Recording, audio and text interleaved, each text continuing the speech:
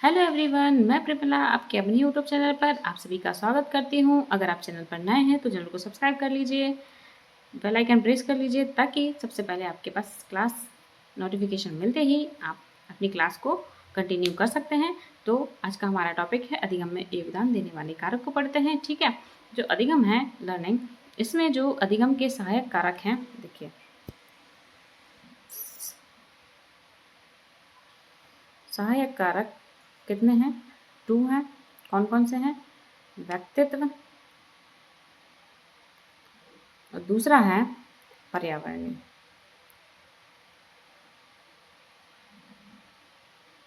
ये 2 कारक हैं किसके? अधिगम में योगदान देने वाले कारक। ठीक है, देखिए अनुभव से ज्ञात होता है कि सीखना निरंतर जारी रहने वाली एक सार्वभौमिक प्रक्रिया है जिसमें कभी आराम नहीं होता है। प्रत्येक व्यक्ति अपने जीवन में नित्य नए नए अनुभव प्राप्त करता रहता है।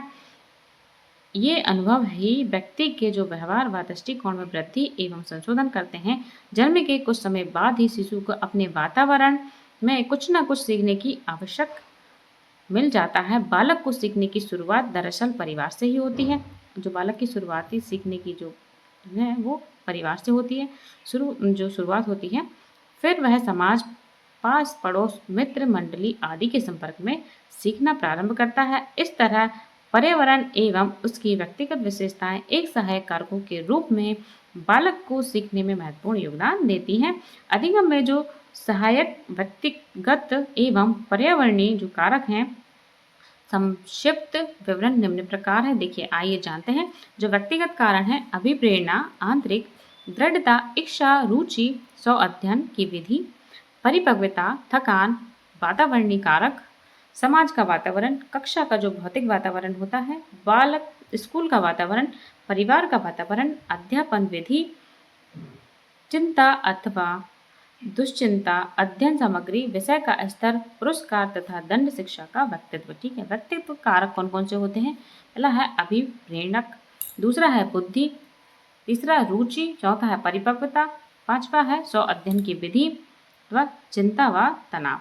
ठीक है, ओके। देखिए अधिगम लर्न एक ऐसी प्रक्रिया है जिसमें अनुभव और अभ्यास के माध्यम से व्यवहार में स्थायी परिवर्तन होता है। अधिगम की सफलता कई कारकों पर निर्भर करती है। ठीक है दोस्तों, देखिए शिक्षार्थी से संबंधित कारक हैं लर्निंग फैक्टर।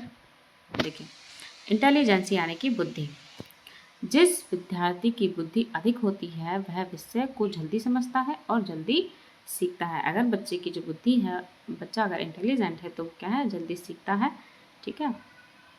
रुचि, अगर बच्चे में इंटरेस्ट है, रुचि लेता है बच्चा, यदि विद्यार्थी की किसी विषय में रुचि है तो अधिगम तेजी से प्रभावी होता है। ठीक है। मोटिवेशन, प्रेरणा, प्रेरणा सीखने की मुख्य शक्ति है।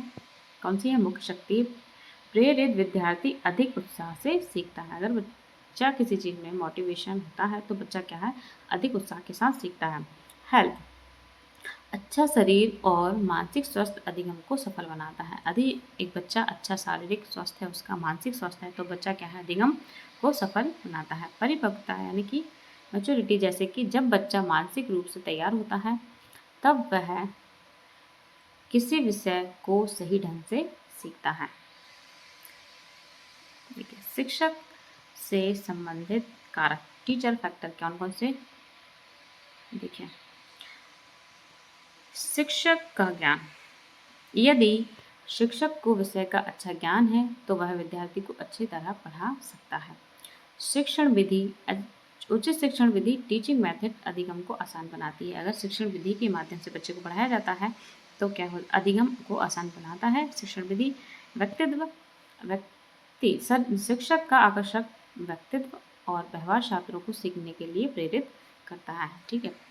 पाठ्य सामग्री से संबंधित कारक, देखिए कनेक्टिंग फैक्टर्स को जानते हैं,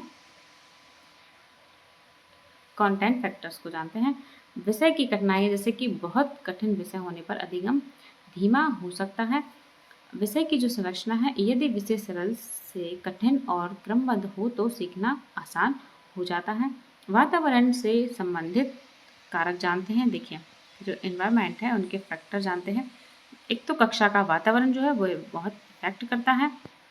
शांत और अनुकूलित वातावरण अधिगम को बेहतर बनाता है। परिवार का वातावरण बच्चे पर बहुत इफेक्ट करता है, जैसे कि परिवार का सहयोग और प्रोत्साहन अधिगम को प्रभावित करता है।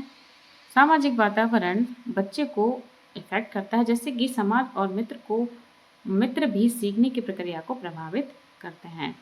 ठीक है दोस्तों, देखिए अधिगम में योगदान देने वाले प्रमुख कारक कौन कौन से हैं। अधिगम में जो योगदान है वो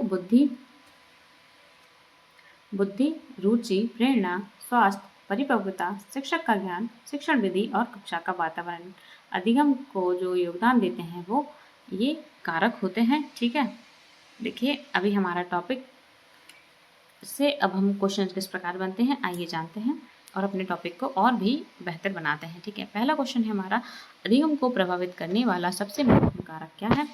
ऑप्शन है दंड, बी प्रेरणा, सी दंड और पुरस्कार, अनुकरण। राइट आंसर है प्रेरणा। ठीक है, नेक्स्ट क्वेश्चन पर चलते हैं। यदि विद्यार्थी की विषय में रुचि हो तो अधिगम कैसा होगा। धीमा, कठिन, तेजी से और प्रभावी, डी सफल। राइट आंसर हमारा है तेजी से और प्रभावी होगा। ठीक है, नेक्स्ट क्वेश्चन पर चलते हैं। अधिगम में शिक्षक से संबंधित कारक कौन सा है। स्वास्थ्य, बुद्धि, शिक्षण विधि या रुचि। राइट आंसर है सी शिक्षण विधि। नेक्स्ट क्वेश्चन है, अधिगम में विद्यार्थी से संबंधित कारक कौन सा है। कक्षा का वातावरण, बुद्धि, पाठ्यक्रम, शिक्षण सामग्री। राइट आंसर है बी बुद्धि। नेक्स्ट क्वेश्चन पर चलते हैं। अधिगम के लिए कौन सा वातावरण उपयोग है। ऑप्शन है शोर शराबा, तनावपूर्ण, शांत और अनुकूल और भीड़भाड़। राइट आंसर है शांत और अनुकूल। नेक्स्ट क्वेश्चन पर चलते हैं। मानसिक और शारीरिक स्वास्थ्य का प्रभाव किस पर पड़ता है। खेल, अधिगम, परीक्षा, अनुशासन। राइट आंसर है बी अधिगम पर पड़ता है। नेक्स्ट क्वेश्चन, यदि विषय कठिन हो तो अधिगम कैसा होगा। तेज, धीमा, आसान, बेहतर। कैसा होगा, धीमा। नेक्स्ट क्वेश्चन पर चलते हैं। परिवार का सहयोग किससे प्रभावित करता है। खेल, परीक्षा, अधिगम या अनुशासन। अधिगम को प्रभावित करता है क्या, परिवार। परिपक्वता किससे संबंधित है। शरीर, मानसिक तैयारी, खेल, अनुकरण। राइट आंसर है बी मानसिक तैयारी। नेक्स्ट क्वेश्चन है, अधिगम को आसान बनाने के लिए विषय कैसा होना चाहिए। अव्यवस्थित, कठिन, सरल से कठिन क्रम में या लंबा। राइट आंसर हमारा है सरल से कठिन क्रम में होना चाहिए। तो दोस्तों आज का टॉपिक हमारा यही समाप्त होता है। मिलते हैं नेक्स्ट क्लास में और न्यू टॉपिक के साथ। आज हमारा पूरा जो अधिगम है, अधिगम चैप्टर पूरा खत्म होता है यहाँ पर।